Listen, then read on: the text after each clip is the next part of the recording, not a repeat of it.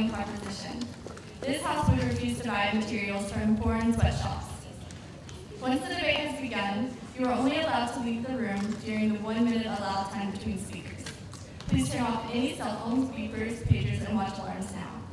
Do not applaud until the end of the debate. This will take about 1 hour. Thank you.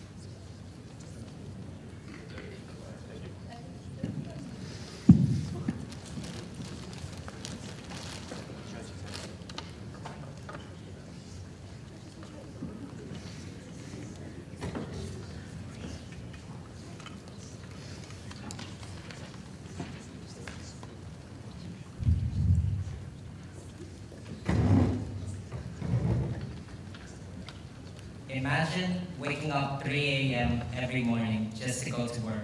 You're not working at a fancy office, nor are you working at a shanty store outside the street, but you are working in a sweatshop, where you see the floors covered with human excrement, where you see your female co-workers being taken back to the back room by your employers just to be sexually harassed and sexually exploited just to maintain their job.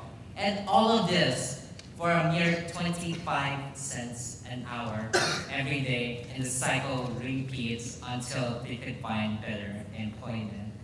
And all of this, these workers had to endure hell for 18 hours a day just to emerge with a measly handful of rice. This is the reality of workers and these sweatshops. And we have to understand this is an important issue because we have to understand that every time people buy materials from foreign sweatshop, we're casting a vote for sweatshop. We're casting votes for sweatshops today, sweatshops tomorrow, and sweatshops forever. This is the main reason why we believe that people would not buy materials from foreign sweatshop. Now, before I go on with my arguments, I'll first go on with the definition. We define sweatshops as factories that have poor working conditions that do not meet the minimum safety requirements, where workers are paid wages lower than minimum wage and work for very long hours, whereby their human rights and their human dignity are violated, all in the name of profit.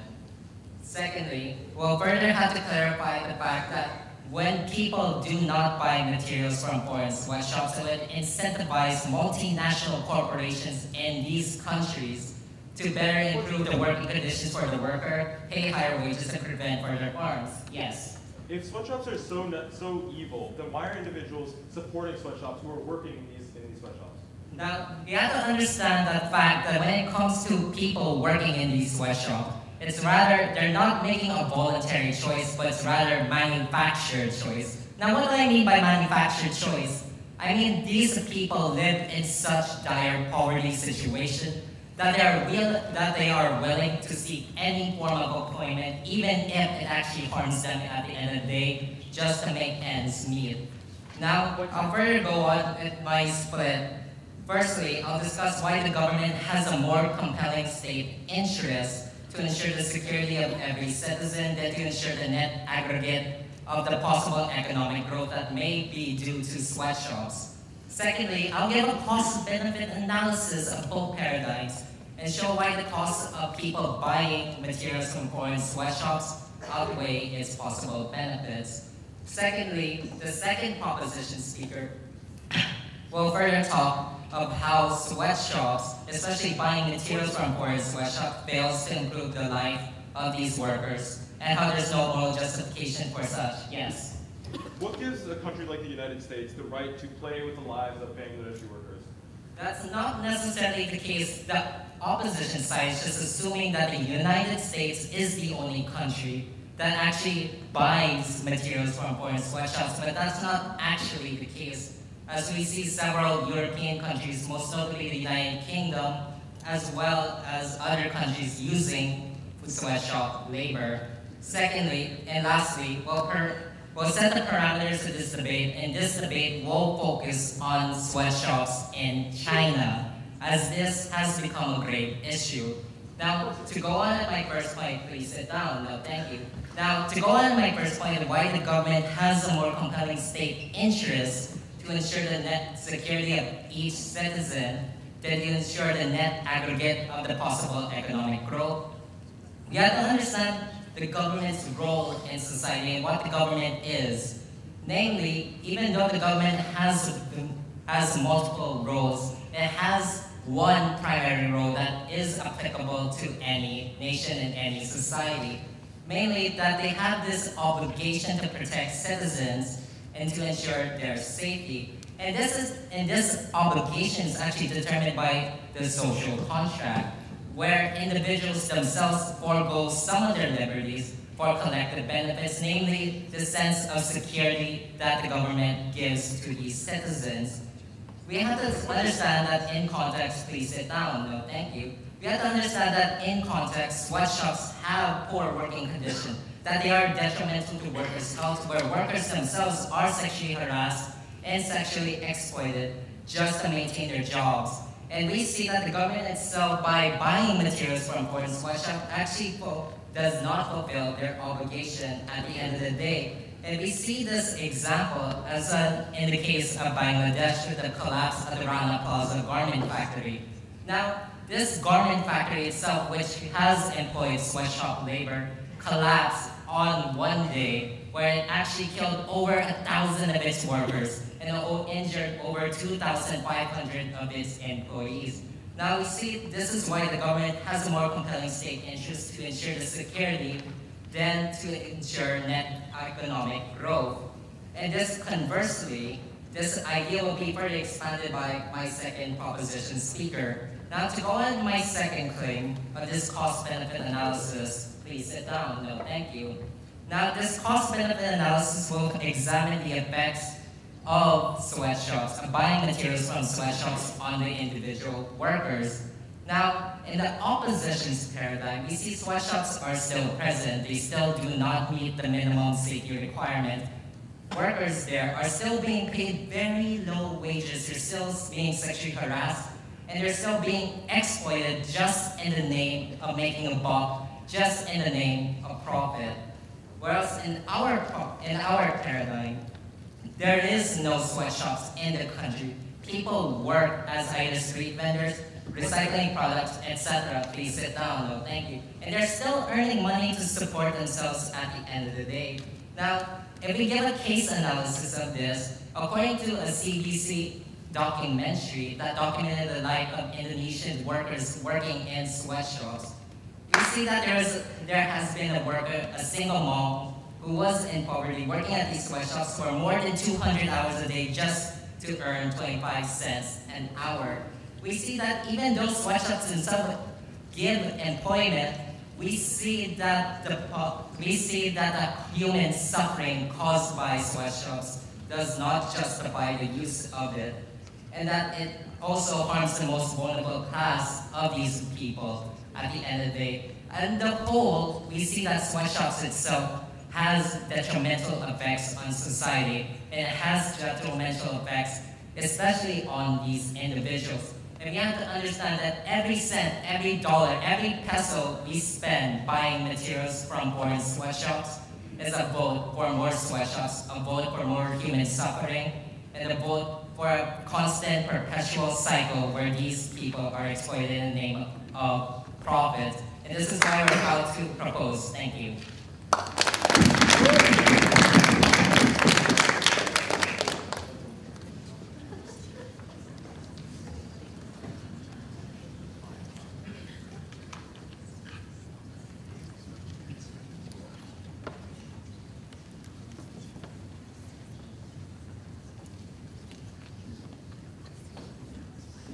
How can side propositions stand here today and tell us that this arbitrary Western construct of human rights ought to be prioritized over the very basic needs of workers in low-income countries for food, for medicine, for the education of their children? Now, before going further into our case proper, let me clash with them on some of the case setup. Now, first, they've contextualized this motion only in China, which we see as an unfair limitation, especially because China is a middle-income nation, and what we're really focusing on is the poorest countries, like Bangladesh, where this whole issue of sweatshops is even more pressing because economic growth for these low-income countries is a bigger priority. Now, next, we would like to concede that we agree with their mechanism that the whole consumer choice of buying influences whether or not sweatshops exist, and under our paradigm, where consumers are free to buy sweatshop products, we would say that this is a good thing and that we are proud to support sweatshops. We would agree with their liberal definition of the word sweatshop, but we would like to recontextualize it that these poor working conditions are judged by the values of the developed countries that are buying goods from these products. These developing countries like Bangladesh do not call these places sweatshops, they call them factories, because these places abide by the labor regulations that are consistent in these nations. And we would like to further contextualize that these sweatshops are the best alternative for workers in these countries. They have continued to say that these places are really terrible and the workers are suffering a lot. But if that is true, why are these workers choosing to work there? And I will further rebut their point about this whole manufacturing choice later on. We would say that the agent of this motion is a developed country because these sweatshops exist in lower wage countries to profit off of the sort of wage discrepancy between the poor and the richer countries. So what we are actually arguing about is that these richer countries should impose, whether or not they should impose this boycott. They've failed to provide a yardstick or a really clear policy for us, but our policy is merely to go with the status quo where consumers are free to buy whatever they wish, and our yardstick is that is on the benefits of each side's policies towards current sweatshop workers and governments in these places where they operate. So for the workers, we will judge their welfare based on the amount of money that they can earn, and we say that this is a fair characterization to make because for these low-wage workers that we are debating about, their main component of their quality of life is wages, because for these workers, higher wages mean medicine, mean food, mean the very basics of life. And in terms of welfare for governments, we're talking about autonomy and sovereignty. So let's go on to some clashes. Firstly, this idea of voluntary versus manufacturer's choice. Firstly, we would like to say that just because an alternative is bad does not mean that the choice is manufactured. By that logic, all choices could be viewed as not a real choice. No, thank you. And even if this is a manufactured choice, we would say that their side's policy will make the situation worse because these workers will be forced into the worst alternatives that they're presenting. Since they only have these worst alternatives to choose from, they will be forced into the worst alternatives. And this leads into this whole clash on alternatives, where they said, no thank you. They said that when these workers can no longer work in the sweatshop, they will be doing things like recycling and working on the streets. Exactly. That is what our side agrees to too, and we say that since this is a worse alternative that the workers would not have consented to otherwise, this will make them worse off. And finally, on the idea of a social contract, we like to say that this whole ideal of a social contract is in itself principally flawed because the workers of a country don't get to decide the policies directly. They may not have voted for the party in power, and even if they did, that does not mean that they support every policy that these politicians provided. And even if we do agree with this contract of a social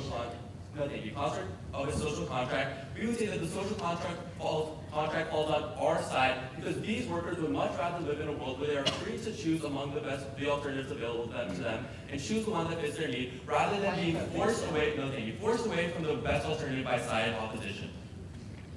Our side is 4 substantives to the House today. Firstly, on how boycotts make workers economically worse off in the long term. Secondly, how it makes workers worse off in the short term. Thirdly, on how boycotts don't solve the root of the problem. And fourthly, on how their policy leads to political instability. I'll actually be reversing the order of my substantives, and we'll be starting with my first substantive on the short-term economic harm to factory workers under their side's policy. And the thesis for this substantive is that by eliminating sweatshop factories through a boycott, the workers who used to work there face more dire economic prospects. And this goes back to this whole idea of alternatives that we've been clashing on so far.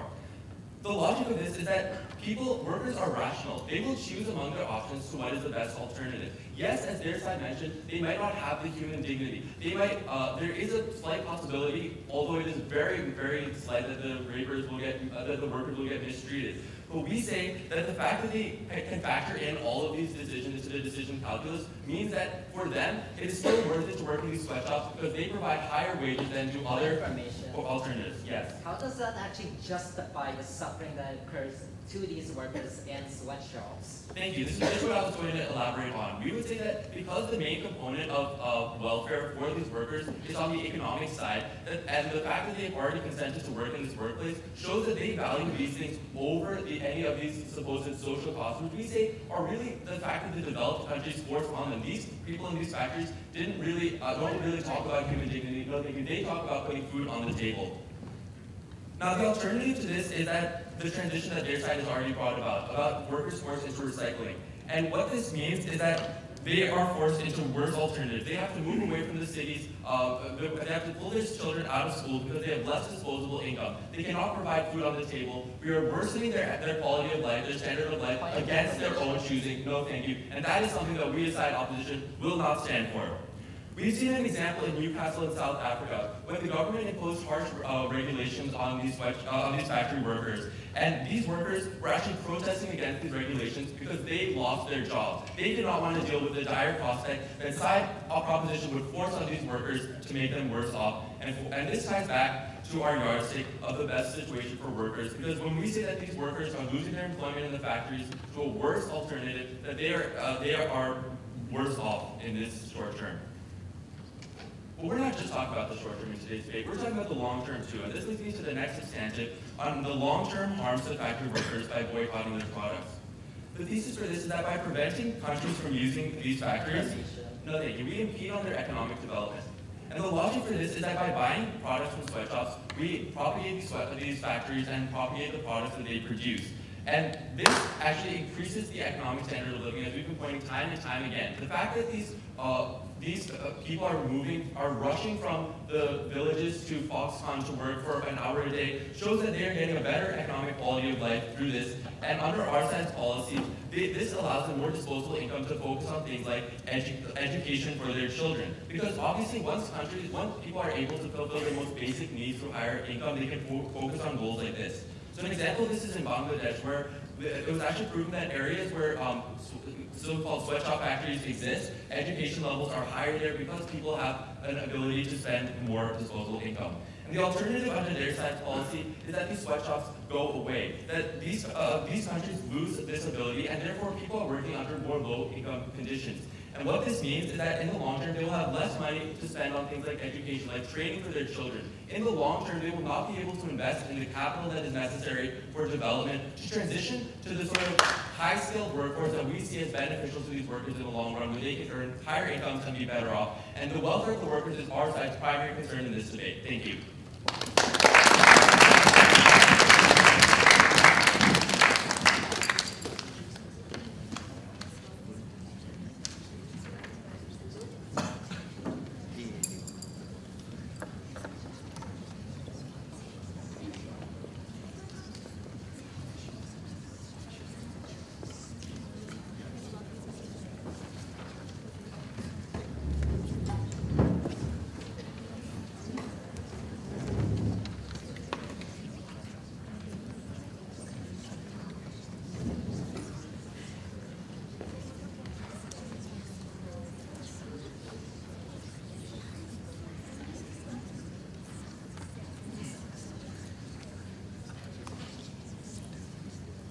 Ladies and gentlemen, the opposition's arguments seem logical. They seem to benefit the people, the greater whole. But don't be pulled into their world of fantasy. Yes, economic growth is important, but important enough to constrict the very rights that make someone a person, make someone human? I think not. Now, as the second proposition speaker, I am going to be both extending some of the points made by my previous speaker, while also giving you some of my own points. However, before I do so, I would first like to start with a few rebuttals regarding the points made by the opposition first speaker. So, my first rebuttal is how he said that economic growth is a bigger priority than defending the rights of these people. As our first speaker stated, that is simply not the case. He mentioned this notion of the social contract, which is a contract between the government and its citizens, which states that the government has the duty to protect its citizens in exchange for those citizens following laws. They also brought up this idea that citizens don't choose governmental policies. Please sit down. But that doesn't mean that their rights can be ignored. Yes, they don't choose governmental policies. But even if that is the case, they are still part of the citizenry, and their rights are still important. Point, sir. Frankly, what they are doing is very irresponsible on the government's part. Yes? If these workers were so concerned about the rights over their incomes to these sweatshops, why would they continue to work there? Yeah, so I'm going to get to that in my next rebuttal right now, about how it's not forced consent, about why they continue to work in these sweatshops, even though you suggest that they are being forced, that they are not being forced to do so. So, they say that it isn't forced consent, that people go to these sweatshops out of their free will. But again, that isn't the case. Developed countries enter these LDCs knowing full well that these people are desperate to feed their families. They brought up the example of education. They brought up the example of someone not being able to provide enough money for their child to go to school. And this is exactly the problem. These people want to survive. They want to give their children, their family, a good life. And these NDCs are preying on it. They're preying on the issues that these people are forced to endure, only to achieve a profit.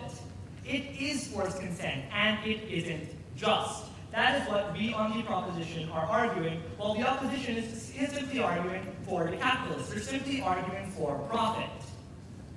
And that is why we have the moral high ground in this debate, because we care about the people. We are trying to help them, while they are only trying to help a small, select few in society who this will benefit. Please sit down.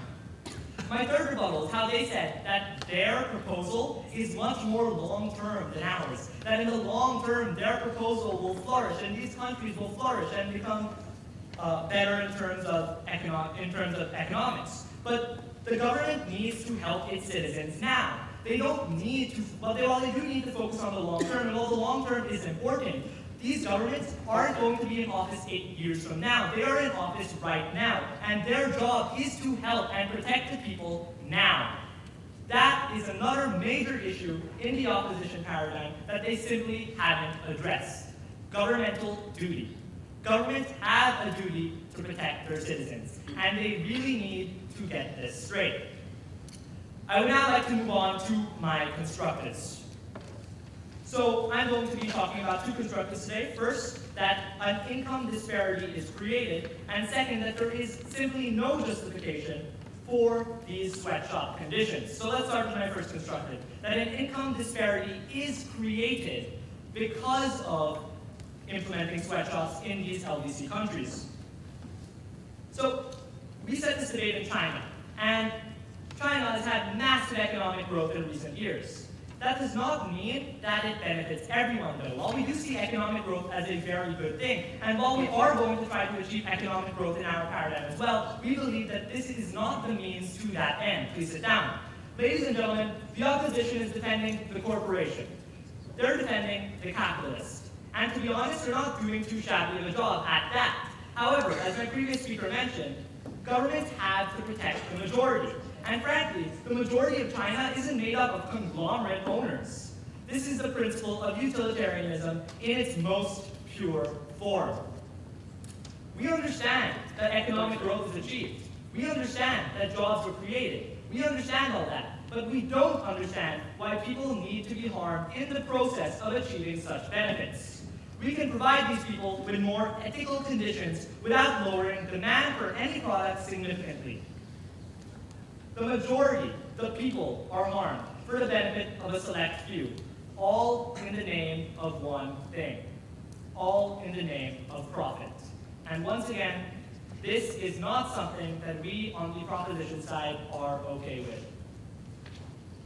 My second point is that there is no justification for sweatshop conditions. and there never will be. Please sit down. Not even the cold-hearted capitalistic objective of profit warrants the disgusting and despicable conditions that these sweatshops make these workers endure. According to the BBC, even doubling the wages of sweatshop workers would merely increase the cost of production by a measly 1.8%. Yes, only 1.8%. Simultaneously, it reported that people are willing to pay 15% more just to know that their products were made in safe working conditions. Therefore, by boycotting products made in sweatshops, there would be a clear economic incentive, as was mentioned by our first speaker, for these sweatshops to treat their workers more ethically. Ladies and gentlemen, these sweatshop workers who we take for granted work long hours, work overtime, live in fear of injury on a daily basis, then finally go back home to their families with only a small portion of rice in hand. Moreover, even after all this hardship, they are treated like nothing. They are treated like animals. Yes? If these costs are so low to increasing the wages, why did your first speaker say that the alternative to boycotting sweatshop products would be people picking up garbage from the streets? We're just showing you an example of how these sweatshops do not need to be this terrible. These working conditions do not need to be this terrible because people are willing to pay. People still will have a demand for these products even if you treat these workers more ethically. That is what I was trying to argue with that example. Now, they brought up this example of Foxconn, for instance. And in Foxconn, the silicon microprocessors for Apple's iPhone are created. And the underside of the building has a net stretched across it. Now, this net isn't to catch mosquitoes or bugs, but people. People who attempted suicide. These people are human. They are selfless, and they live for nothing more than survival. But living, ladies and gentlemen, isn't only about a beating heart, but so much more. People are deprived of the life they are entitled to purely for profitability. They deserve more. They deserve a future. Thank you.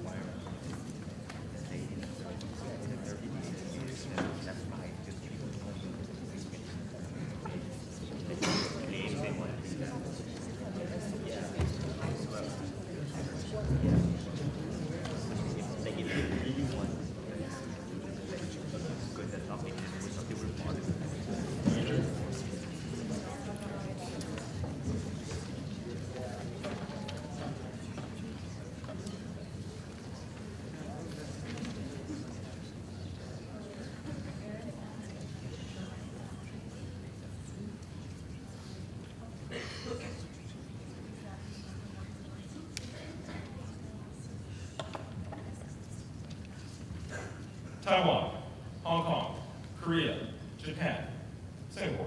Let's take the fantasy out of this debate. Let's talk about the real world. We have three major clashes with the proposition today. First off on the Asian issue, second off on the practical argument, and finally on the ideas of the conditions in these sweatshops, in these sweatshops. First off on this Asian issue. The proposition today has sort of misinterpreted the agent of this motion. It has said that governments are under an obligation to help their own citizens. What is this motion really discussing, ladies and gentlemen? It is discussing a foreign entity boycotting other nations. This means the developed world is going to be boycotting the developing. It means that the agent exists not in the own country of the sweatshop, but outside. It has significantly, completely disregarded this ideal and has said in a response that why would a government such as the United States be responsible for citizens abroad? Their rebuttal for this point of information was that, oh, the United States isn't the only one. No logic behind this answer, simply saying that the United States isn't the only one. Ladies and gentlemen, the United States, no thank you, sir.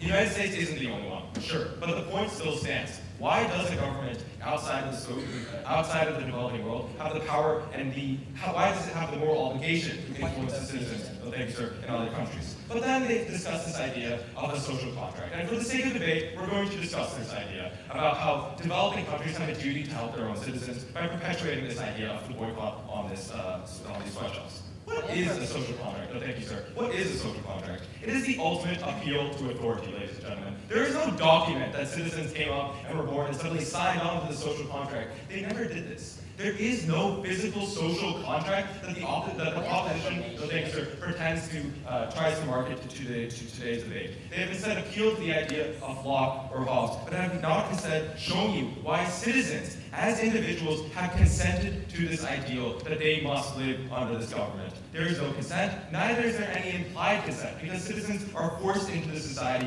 because wherever they were born. No, thank you, sir. Now let's get on to this idea of a practical argument. And they have so told us that people will die in sweatshops and people will get harassed. First off, we wanted to talk about this idea of harassment. Ladies and gentlemen, businesses have a profit incentive. So thank you, sir. And this profit incentive incentivizes these corporations to treat their workers with some standards. They don't necessarily want to deter workers to the extent that they will not work for them anymore. Because, ladies and gentlemen, it is a mutual beneficial relationship. Corporations use the workers in the sweatshop, and the workers also rely on the corporations to gain, thank you, sir, to gain an economic advantage. And furthermore, they talk about these poor conditions, and we accept that there may be some poor conditions. But we understand that the alternatives are far worse. And furthermore, 200 hours in a day, I don't really understand that idea. Or 200 hours a week. But let's talk about these alternatives, because the proposition first speaker brought up this alternative of trash picking. And we really want to understand that, thank you, sir, that the alternative to sweatshops is something like trash picking, is something like going back to the farms. And let's understand that individuals are also making a choice. They are making a choice between one option and another option. No, thank you, sir. Even if both options are not necessarily good, it is still a choice. If I, as a voter, want to choose between two candidates and I don't necessarily like the Republican or Democratic nominee, I am still making a choice between which one I want to go towards. It is not a forced choice. It is a choice that they themselves are making. And they themselves are choosing the sweatshop. Yes, sir. Why would consumers even buy sweatshop-made products in the first place? Because these products have been produced at a lower cost. Welfare, ladies and gentlemen, the welfare in this debate is economic side. And the proposition has chosen this ideal for measuring today's debate. And we have to understand that the welfare of these workers is the paramount discussion in today's debate, because dignity comes after welfare. Now, they also talked about this idea of an income disparity, but we have to understand that an income disparity is not necessarily a bad thing if we are raising the floor. And opposition has shown you how we can raise the floor in today's debate. For example, Singapore has the highest Gini coefficient in the world, the measure of economic inequality, no thank you, sir, but they still have a very strong power in the lower class. Because we see that more wages will lead to more disposable income, which will lead to education for future generations, which will lead to the specialization, which will break the cycle of poverty. Ladies and gentlemen, we're solving poverty, no thank you, sir. But let's finally talk about this idea of conditions, and this goes back to the ideas of alternatives. Because at the end of the day, people are choosing the sweatshop. They are understanding that the sweatshop is more beneficial to themselves than garbage picking, than working back in the farms. Because at the end of the day, they're getting more out of it, and they can give more to their children. They can give more to the future generations. Finally, they talk about this idea that the long term doesn't really matter because we need to ensure the short term. But ladies and gentlemen, we talk about the short term. And the proposition today has completely dropped the idea that our first speaker brought up, that the significant gap in the transition period between moving from sweatshops to higher working conditions, workers would die because they have no opportunity of gaining the money needed to provide food on the table, to provide water, to provide medicine, to provide shelter, to provide education. No, thank you, sir. But let's talk about what else we have to offer the House today. Because even though they haven't rebutted some ideals, we want to give them more. So let's talk about, first off, how their measure is a half step. And first off, and this discusses this idea that boycotts to stop sweatshop production do not solve the poverty cycle. So let's discuss this idea of boycott. If they go through this boycott, and somehow we are going to rectify the situation in these corporations, we have to understand that not much change will result from it. Corporations will say, because they're such demonized evil entities, as the proposition is going to make us try to believe, they're not necessarily going to increase their standards so much. But what does this really mean in the real world? It means that this transition period still exists. It still exists because corporations have that gap period when they cannot hire workers because of the boycott. But in this transition period, thank you, ma'am, there are no workers being hired and workers are dying. What happens afterwards? They go back to our side. They go back to this idea of a boycott. Because corporations like Nike have regulations placed on them, but at the end of the day, they circumvent these regulations and still pay the workers a similar amount. At the end of the day, ladies and gentlemen, the opposition is understanding that we are going to go through this system without the hassle of a transition period. And it all comes back to these workers. And if we can go back and help these workers without hurting them in the short term, thank you, sir, then we are going to support this policy. Finally, we want to talk about political instability, and we want to bring this debate out of just the idea of one developing country into a global stage. Because we understand that by the developed countries imposing their will on other developing nations, relations would stagnate. I talked about this idea in the beginning of the debate. I gave the point of information to the first speaker, and I asked the question, why does the United States or the developed world, whether it be the UK or the European Union, have the right to play with citizens of Vietnam or Bangladesh? They do not, ladies and gentlemen. LADCs and citizens within these LADCs will see this as an affront to them, because countries like developed countries are essentially imposing their will and deciding that their decisions are far more important than the decisions of those in the developing nations. What does this mean? It means that individuals will seem dependent, will seem as if the corporations, the countries in the developed world seem more powerful than them. And this will hurt relations, because the developing nations will feel attacked, will feel affronted. Even in the developed world, situations such as boycotts can cause situations such as trade wars, where the EU boycotted American beef due to quality concerns, which led to the United States putting tariffs on these certain countries in the European Union. Ladies and gentlemen, boycotts will cause significant damages to political stability. And since we are trying to advocate for a better world for our citizens, especially for the developing world, we do not want to perpetuate the cycle of exploitation on a country-to-country stance.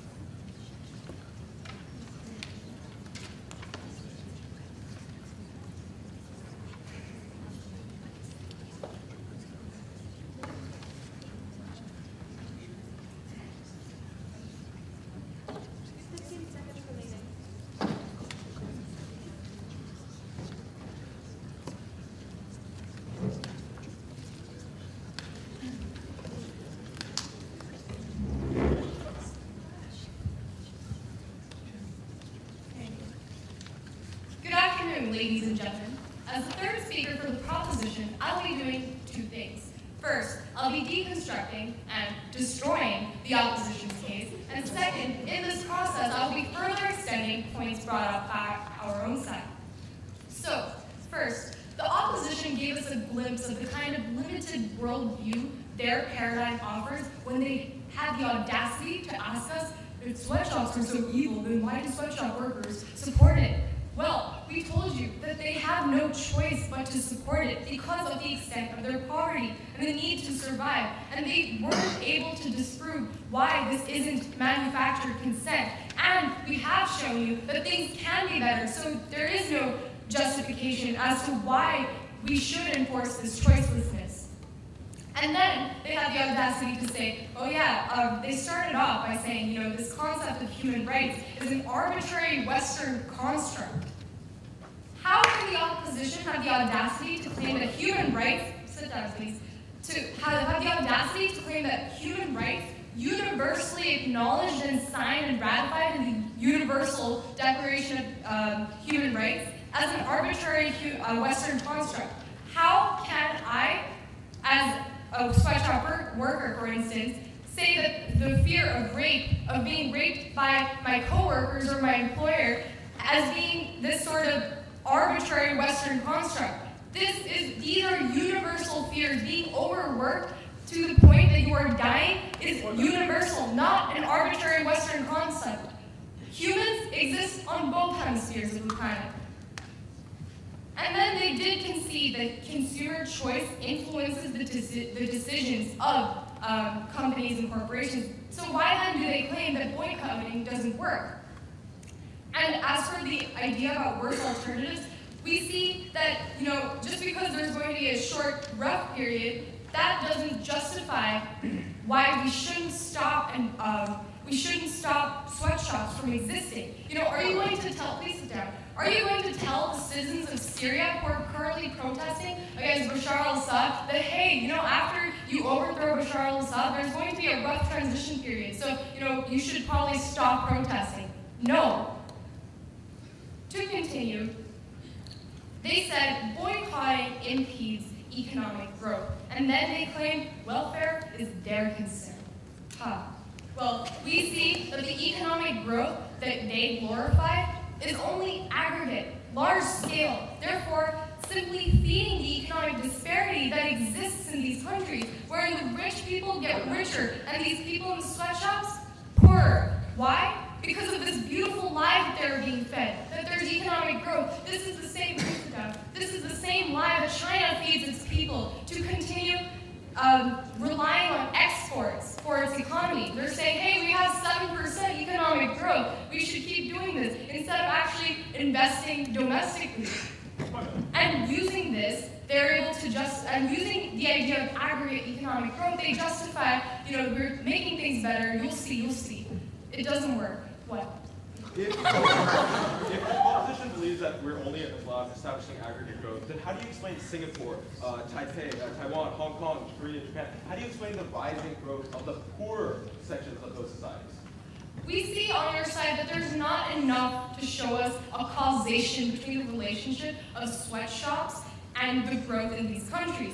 And, if you do claim, sweatshops are a stepping stone to economic growth, we can see that's a conceivable argument to only some extent. Sure, there's economic growth, but at what cost? The government's fundamental duty is to protect its citizens and their rights. Nowhere in any document that consecrates the duties of the government does it say this duty is only short-term or long-term. It applies in all cases. The government protects its citizens now, not the citizens of the future.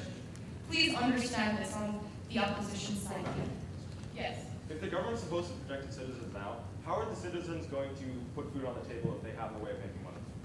We just told you that there's no incentive for these corporations to sustain these conditions that we see in sweatshops today. And we see that people are willing and able to pay at a much higher price than corporations actually need to fulfill the basic rights, to fulfill the basic expectation of human dignity in these workshops. It's just a matter of clearing up the ignorance on both sides. If these corporations can see that people do want to know that their products are being made in safer working conditions, these companies can increase their profitability, which brings me to the rebuttal that the opposition the opposition keeps on going on about it's something for these people in absolute poverty. They're consenting to it. Just because it's something, it doesn't justify the horrific conditions that sweatshop workers often face. And these conditions are not arbitrary constructs. They are reality. And as we showed, not even profitability, not even a selfish motive such as profitability could serve as a motive because people have proven to be willing and able to purchase products made at a much higher price than the price would need to be for companies to ensure that kind of basic human rights protection. Now, we see that the only instance where there's a moral justification, please sit down, there's a moral justification to take away rights, as these sweatshops do, are when these rights that are being taken away are to protect rights that are more important. And we don't see this on their side. We are the ones protecting the right to life here by using consumer choice to influence the decisions of the corporations. We're influencing the corporations to better their conditions to ultimately create a win-win situation. What in status quo, what is the rights conflict we see? What is the justification to take away potentially the right to life of these sweatshop workers? The right to profitability? Even if we treat that as a legitimate trade-off, there is no profitability, as we have shown with countless examples. Celebrities like Happy Lee Gifford, please sit down. have, when made known about the origin of their products, been horrified and gone on national television to tell people how bad these working conditions are. Students from multiple universities in the 1990s, such as Brown University, have protested against these workshops. What do we need to do? What do we propose? What have we proposed on the proposition side? Boycotting, to influence, as the consumers, use our power to influence the decisions of these corporations, because we need to let these corporations know that there is a win-win situation possible that does not require treating these sweatshop workers as we do in status quo. As for the point brought up by the opposition side that there is a profit incentive that forces companies to give some standards to their workers, we see this point as moot because both sides have conceded to how drastic the conditions of poverty are in these countries, and how, because of this choicelessness, the companies are able to exploit this to lower the standards as much as possible, because these workers can't protest against this. And it is because we have a higher moral ground on all accounts. It is because we have a win-win situation for both sides that we are proud to propose. Thank you.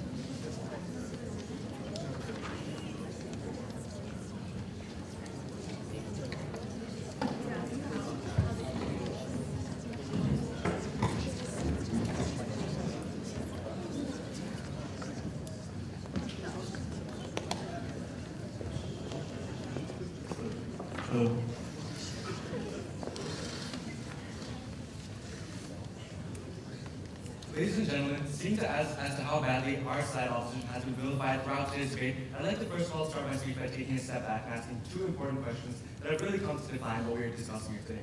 The first is, which side's paradigm is principally justified? And secondly, which side is more effective in actually bringing about overall increase in development and welfare?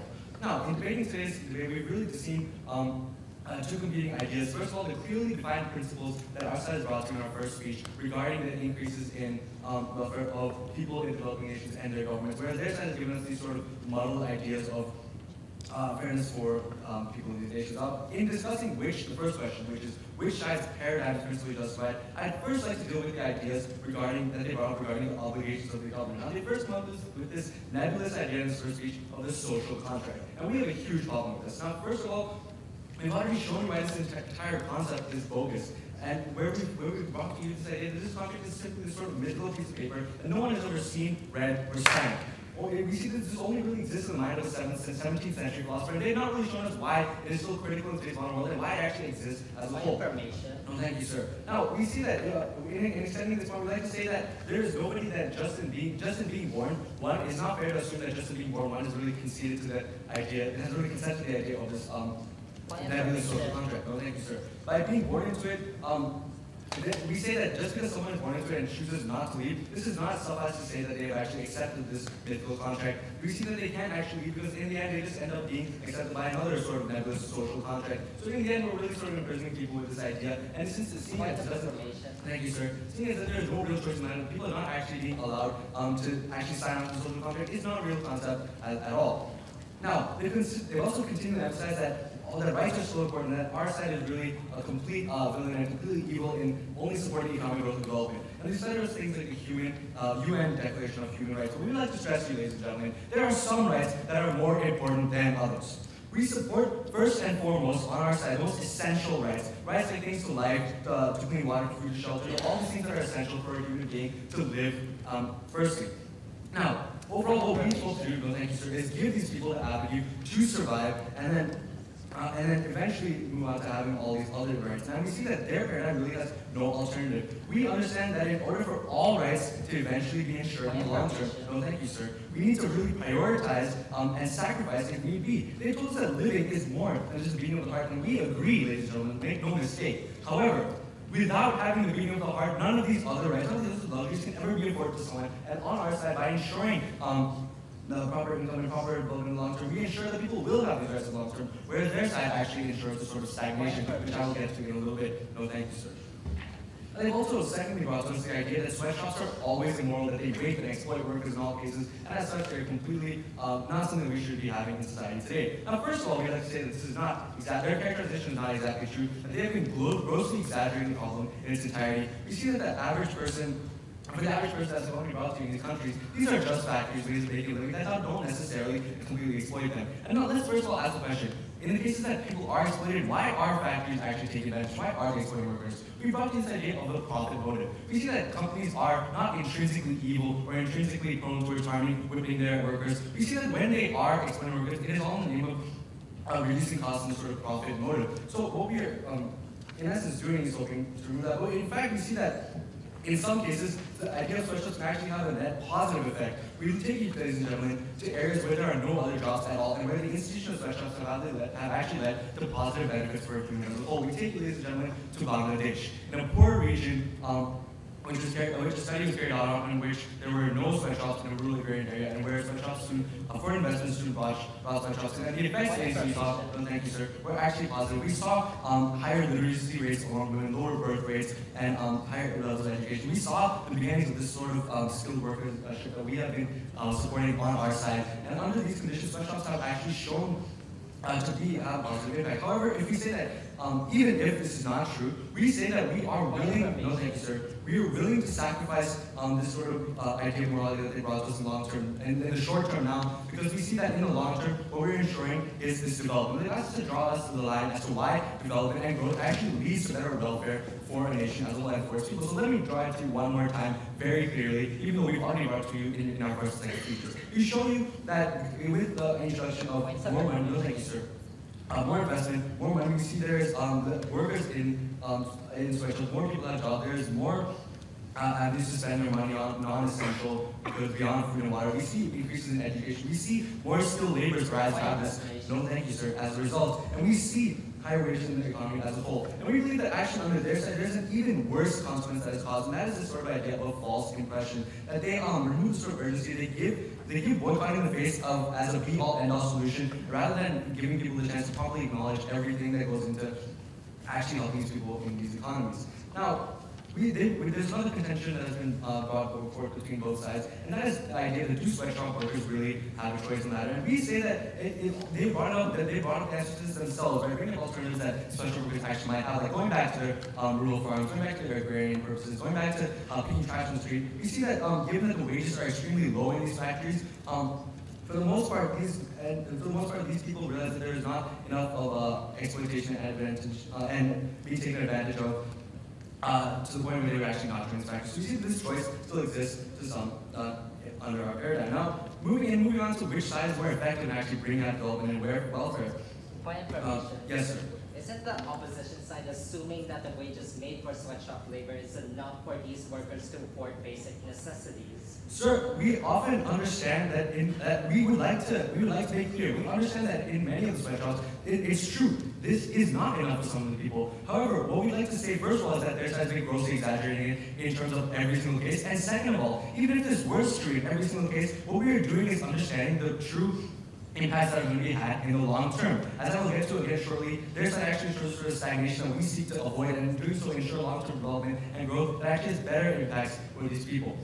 So in getting on to this second idea of which side is more effective for economic development and welfare, they brought to us the idea that that boycotting leads to actually more regulation. Now, first of all, we'd like to state that if it was so easy to get people to pay, if 15% of people are saying that they would pay more for non-sweatshop goods, then and they cited things like negative things like a celebrity to prove it, we'd say that the companies would already be slapping on these labels saying that this is not produced in a sweatshop, and in order to get people to buy their goods for higher prices. We see this is not really happening. Now, in the real world, what happens when boycotting occurs is that that companies just simply move out of one country and into another. We saw this in the South Africa example, where companies move from Newcastle, move their factories from Newcastle just to China when regulations were increased. However, even if they didn't, no mechanism has been really proven as to why this would increase regulation. Instead, we would say that the boycott would actually cause companies to switch to different industries or different places. Now, our side is actually, we actually like to extend one of our points by saying that their side actually leads to this sort of stagnation in development, and this has come back to the idea of sort of income gap. Whereas we actually like to contend that their side actually leads to a higher gap in income, and this is why. We see, ladies and gentlemen, that even if they were able to succeed and increase the wages paid in sweatshops, what would actually happen is that these countries would lose the incentive to sort of become a more skill-dependent economy, and we would actually see stagnation, where people are, because education is inherently costly, it requires a lot of effort and risk, we see that people would be more happy to live in this cushy reality of a high-paying sweatshop, and there would never really be true development in an economy. Ladies and gentlemen, what we stand for today is the long term and seeing the development that we brought forth through our efforts. Thank you.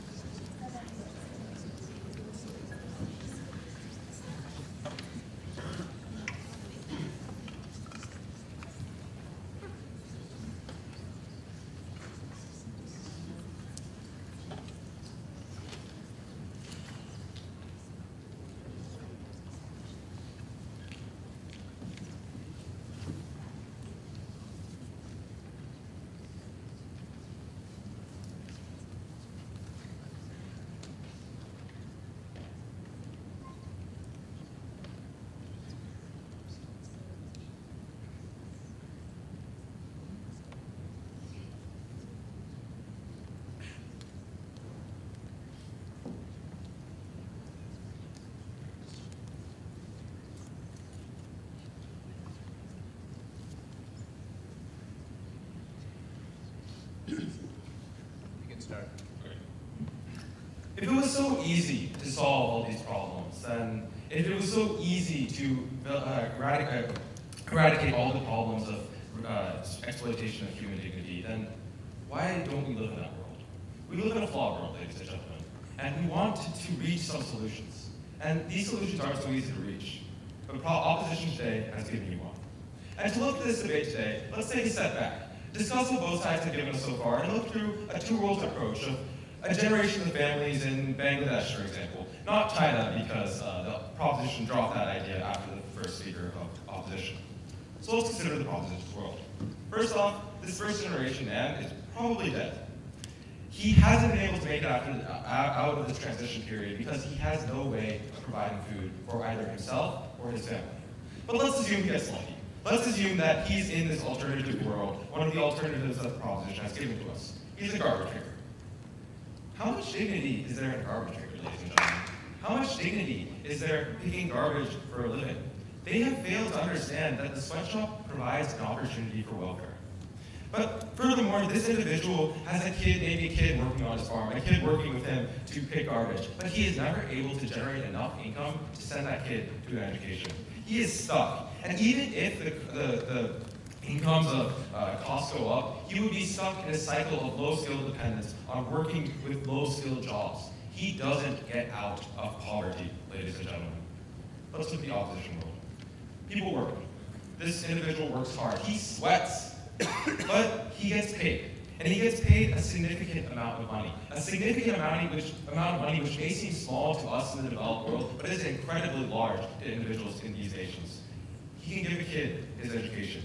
He can have that kid specialize. And we have seen this result in the examples brought to you by the opposition, such as Bangladesh. We can see the benefits as the kid works in different sectors, as he innovates, as he develops, as he provides growth for both himself and the country around him. It's a better world, the opposition. But let's discuss a few big ideas that the opposition and the proposition have really disagreed on so far in today's debate. First off, on this idea of an agent. Throughout the debate, proposition has continuously misrepresented the agent of this motion. They have said that the agent in here is the government of the developing world. No, ladies and gentlemen, it is the developed world. It is the individual countries who are boycotting these developing world sweatshops. But furthermore, beyond talking specifically about the wrong agent, and beyond disregarding the rebuttals made up by the opposition on their misrepresented agent, they still believe that they have taken some sort of moral high ground. And they have tried to take this moral high ground by playing with our emotions. Ladies and gentlemen, it is sad that people have to work hard for not much money. But what is worse? Isn't it worse that they are working harder in places like the farms, working harder by picking trash for even less? Wouldn't it be better if we could solve this issue? Wouldn't it be better if we modeled countries like Singapore, like Taiwan, like Hong Kong, like Japan, like Korea, who did this opportunity, who took this opportunity and utilized it to specialize their future generations? If the proposition was right about how societies would pay more for better developed goods, then businesses would do it, ladies and gentlemen. If the proposition was right in saying that sweatshops are these deplorable conditions, and that these sweatshops are despicable, then why do people work there? If these sweatshops are deplorable, ladies and gentlemen, then call it deplorable to reduce poverty. Because at the end of the day, poverty is being reduced. We have a solution to this nebulous idea of solving poverty, and we have a concrete solution that works. Whereas proposition stagnates the issue, makes it worse, and creates more of a cycle of poverty. At the end of the debate, ladies and gentlemen, it's clear. Our side stands for the rights of the developing world. Our side betters these developing world. Thank you.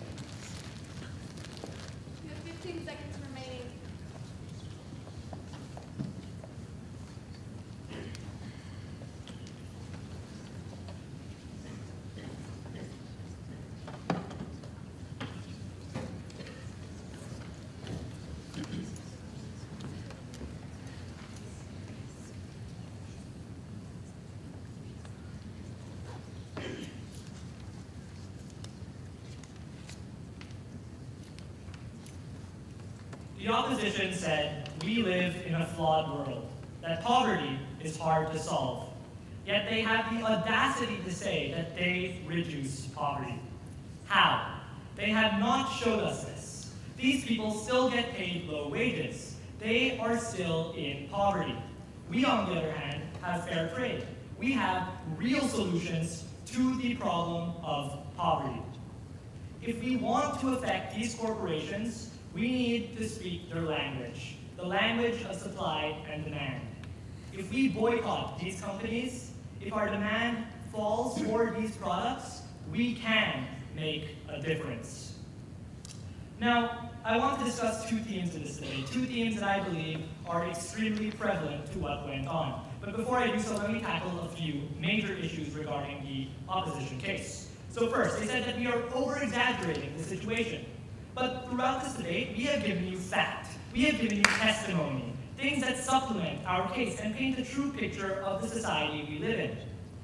They, on the other hand, have failed to do so. They are completely bypassing their opposition burden of clash by playing the issue down. And we see this as not fair. The next issue that I have identified is how they said that we create economic growth, and that is undeniably a good thing. And you know what? Economic growth is a good thing. But if the means to achieve that economic growth are not correct, then we see that as a huge issue, which they simply haven't addressed. Yeah, economic growth is created, but how about these people? They simply said that rights are a Western construct and that they're not important. But they are important because they are what make people human. So when they say we create economic growth, I say, so what? The opposition proposed a paradigm where the rich get richer. The poor don't benefit from this economic growth, despite them doing the majority of the work, despite them enduring these brutal conditions. Now, let me move on to the third issue, that they say that we have the incorrect agent in this debate. Now, they say that the government of a country is an incorrect agent, but these governments can intervene and control the MNCs who would otherwise misuse the sweatshop system. Further, the international community is incredibly important because the international community does have a duty to protect the rights of people abroad. It is a duty of all people to protect human rights, not just the government. We did argue that the government is an incredibly important agent, and that is the case. But the international community is equally as important in solving this problem, and has a great obligation to do so as well. Finally, they said that debate should not be set in China. Now, one, the proposition side has the mandate to set a debate wherever we want. And if the opposition wanted to change the setting, if they wanted to argue this, then it should have been done in the first speech. So, let me move on to the major theme that I'd like to discuss, morality of sweatshops and the effectiveness of sweatshops. So the opposition claim that they provide jobs, and so this allows workers to provide for their families, and it is all very moral. But this is false logic, because they think that people are choosing to work in sweatshops because they are actually in these sweatshops, but that simply isn't the case. I asked you, ladies and gentlemen, do these workers get injured by choice? Do they get sexually harassed, even raped by choice? Is it by choice that they become so utterly depressed that they take their own lives?